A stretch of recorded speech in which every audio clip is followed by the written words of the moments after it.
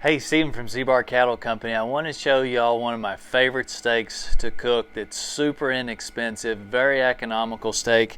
It is the chuck eye steak, or also better known as the Delmonico. Brought my little flashlight out here with me so we can see. Got kind of dark on us, but the Delmonico is a great steak. I love this steak.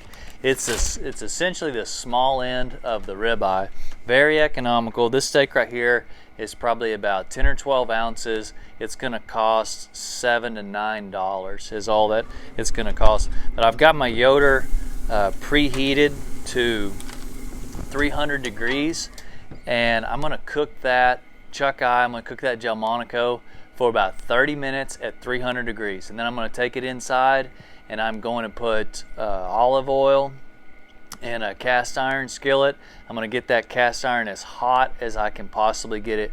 And when you see that olive oil start to smoke, that is as hot as the olive oil can get without, I guess, catching on fire. But once it starts to smoke, then I'm going to put that Delmonico, I'm going to put that steak on there for 1 minute on one side and then 1 minute on the other side. And I like to put another cast iron pan on top of it while I'm doing that, and that way I get a nice good firm sear on each side. So I just season that with some Chef Miltons smoked sea salt and pepper. Very nice, very clean, super simple, easy seasoning. So I just put a nice little coat of that on there. Got my Yoder smoker I got from my friends down at Barbecue Outfitters in South Lake. I've got that heated at 300 degrees already, and I'm going to put that thing on there for 30 minutes on both sides. 30 minutes total, 15 minutes on each side. So the Delmonico steak, it is a continuation of the ribeye. It's located in the chuck section. I've got a little chart up here. Bear with me. Let's see if we can see this thing on here. So if you look right here, you've got the chuck section, you've got the rib. So right there where these two meet, where the rib and the chuck meets, that is going to be where your Delmonico is found.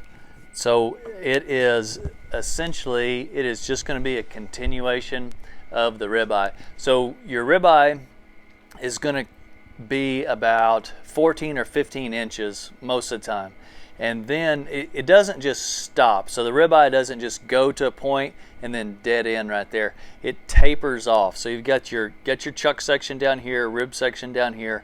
Your ribeye is going to start, and then at one point your ribeye is going to end, but then your chuck, it's going to get smaller and smaller and smaller. Your ribeye is the same way. Your ribeye starts off big on one end, and then it gets smaller as it goes down. But it basically, that muscle just tapers down essentially to nothing. It goes to a very, very small point.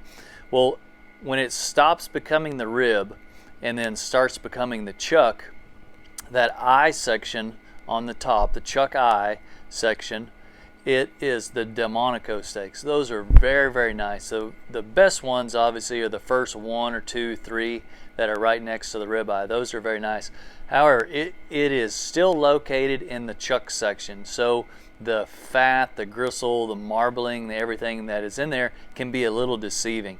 You may think, well, I can cook this hot and fast just like I can a ribeye. You really can't do that. 9 out of 10, you might get by with that, but you're going to hit that one that is going to be very chewy, and you're just not going to like it. So if you'll lower the temperature and cook it for just a little bit longer, you're going to alleviate most all of that kind of chew in there. You're still going to have to chew it maybe a little more than a ribeye, obviously more than a tenderloin, but chewing's not a bad thing. It's full flavor, very, very flavorful, almost comparable to a ribeye, and it is going to be half the price of the ribeye. Still very flavorful, like I said. The tenderness is nice, but you'll really like those Delmonico steaks. Come and try one sometime. I was going to show you all this, just a little something that we do at nighttime. We get set up on our AR-15s with some thermal scopes. So this particular thermal scope, this is the Pulsar XQ38 I got from Jeff Huey down at Huey Outdoors. This has got video recording on here, so we're going to go out tonight and maybe a few nights and see if we can't get some hogs. Don't feel sorry for these hogs. These are an invasive species. They are a pest and they cause so much damage. I'll show y'all some of the damage that they've caused. You can't even lope a horse across some of these pastures. They tear up wheat fields. It's just unbelievable the amount of money, the damage that these pigs can cause. But maybe we'll get some video on those hog hunts and I'll share that with you. Thank y'all so much. Have a great weekend.